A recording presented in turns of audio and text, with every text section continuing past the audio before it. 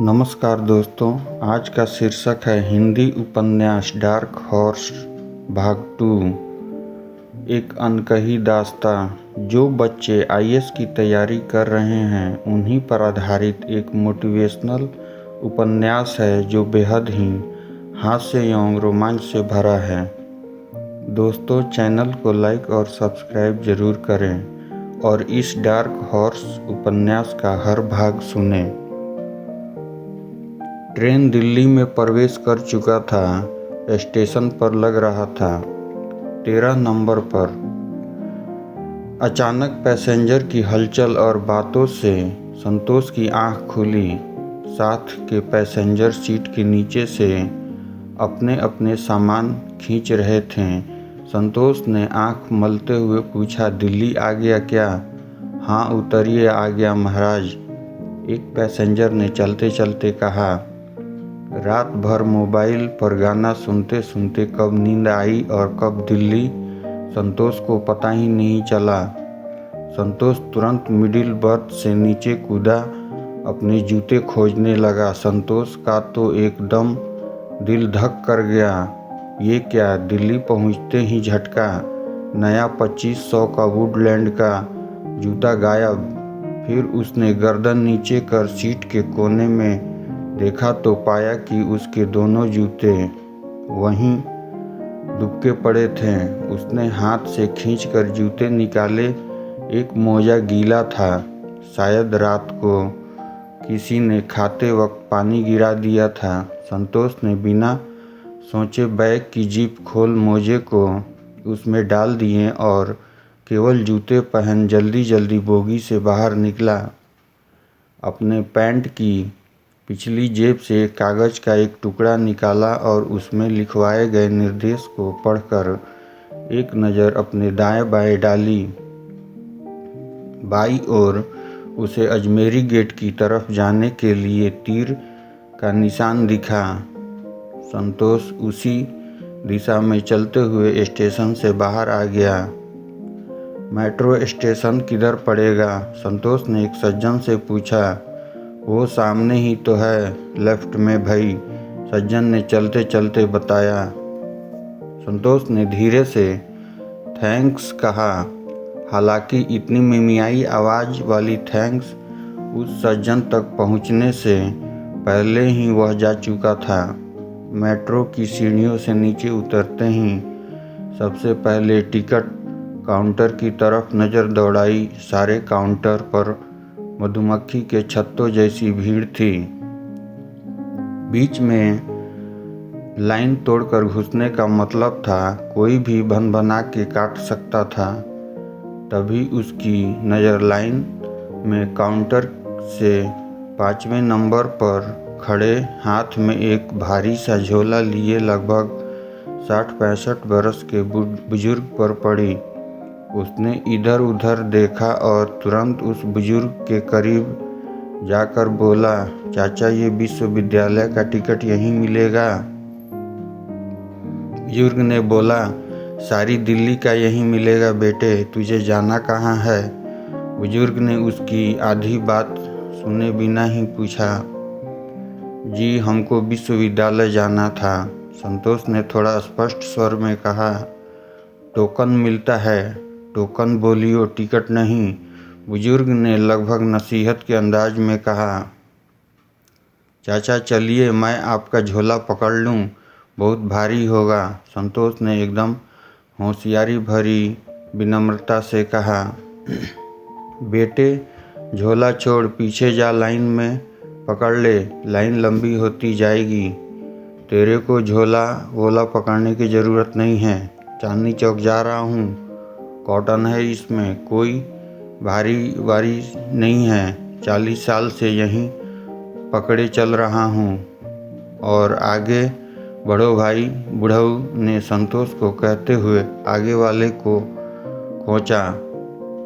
अरे कपार पर चढ़ जाएं, आगे जाके क्या टोकन दे नहीं रहा है?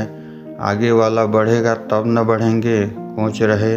पीछे से एकदम बूढ़े के आगे वाले व्यक्ति ने खींच कर कहा। बूढ़ा समझ गया, आगे वाला आदमी 40 बरस का होकर भी मिजाज से उसका बाप है। सो उसने चुप रहना ठीक समझा। तब तक बूढ़े के ठीक पीछे वाले व्यक्ति ने बूढ़े के कंधे पर कान ले जाकर पूछा, क्या हुआ अंकल? कुछ नहीं। टोकन न घुस रहा था। लौंडा, अजी अब हम लाइन में खड़े हैं इतनी देर से, बेवकूफ़ हैं क्या? कह रहा था लाइए आपकी थैला पकड़ लूँ। अबे मेरी क्या पकड़ेगा? अपनी पकड़, ये बुढ़े ने बिना पीछे मुड़े कहा। इतना सब सुन संतोष मन ही मन बुढ़ऊ को गरियाता हुआ पीछे लाइन में जाकर खड़ा हो गया। अब तक लाइन में और लंबी हो गई थी। अभी अभी गांव से निरीह बुढ़ापा देख आए संतोष को दिल्ली का सयाना बुढ़ापा एकदम अमरीश पुरी टाइप लगा। सोचने लगा, साला चाचा शब्द भी फेल हो गया। हम सबके तरफ तो चाचा कहते ही गर्माहट से चोर डकैत पुलिस दरोगा जैसा मोटा चेहरा भी पिघल जाता है। यहाँ साला छेद तक नहीं हुआ। उसकी अपनी भावना में समझा जाए तो मूड झटुआ गया था उसका। झटुआना आदमी के खिन्न होने की चरम अवस्था को कहते हैं। लगभग 20 मिनट तक खड़े लाइन में चलने के बाद उसका नंबर आया।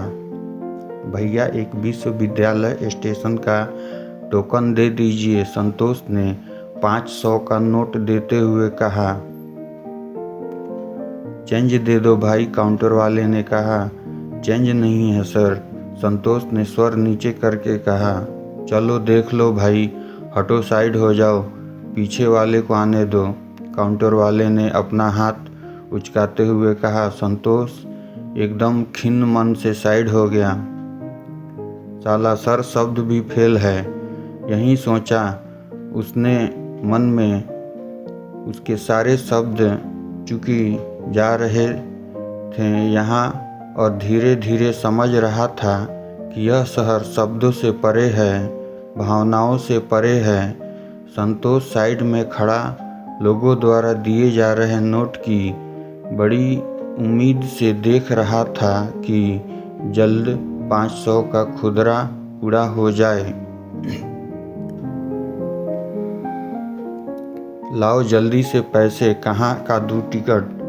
अचानक अपने पैसे वाले दराज को देखते हुए काउंटर वाले ने संतोष से कहा। संतोष ने साइड से ही खड़े खड़े झट से अपना हाथ काउंटर के शीशे के गोल छेद में घुसा दिया और बोला, हाँ विश्वविद्यालय का चाहिए सर। टोकन लेकर संतोष अंदर प्लेटफॉर्म पर जाने की लाइन में खड़ा हो गया। लाइन में आगे सरकते हुए जैसे ही उसने अपनी दोनों बैग और झोला स्कैनर मशीन में डाले, एक क्षण में ही यह विचार उसके मन में कौंध गया कि स्कैनिंग में सत्तू, ठेकुआ, निमकी और लिट्टी का फोटो देख पता नहीं क्या छवि बन जाएगी इन जांच करने वाले सिपाहियों के मन में। एकदम देहाती समझेंगे पक्का। बैग के मशीन में बाहर से निकलते ही यह डर भी मन से निकल गया। बैग उठाकर संतोष एंट्री गेट पर टोकन टच कराया और गेट खुलते ही बिजली की फुर्ती से इस तरह उस पार हुआ जैसे नाथुला दर्रा हो, जो बस एक पल के लिए खुला है और फिर तुरंत बंद हो गया। तो पता नहीं कब तक इसी पार चीन में रहना होगा। हड़बड़ाहट में अपनी बैग उसने इसी पार छोड़ दिया। संतोष गेट के उस पार से अपने बैग को ऐसे देखने लगा जैसे गदर फिल्म में सनी देओल ने सीमा पार अमीषा पटेल को देखा था। उसे लगा मेरा बैग अब उसी पार रह जाएगा। तब तक एक व्यक्ति ने उसका बैग उसे पकड़ाया। उसे अब जाकर चैन मिला। विश्वविद्यालय जाने वाली मेट्रो आ गई। दरवाज़ा खुलते ही कोई 3-4 व्यक्ति नीचे उतरे और लगभग 200-250 लोग उस पर सवार हो गए। संतोष भी लटक झटक कर चढ़ गया। सोच रहा था, जब से ट्रेन से उतरा हूँ, साला 1 मिनट का चैन नहीं है।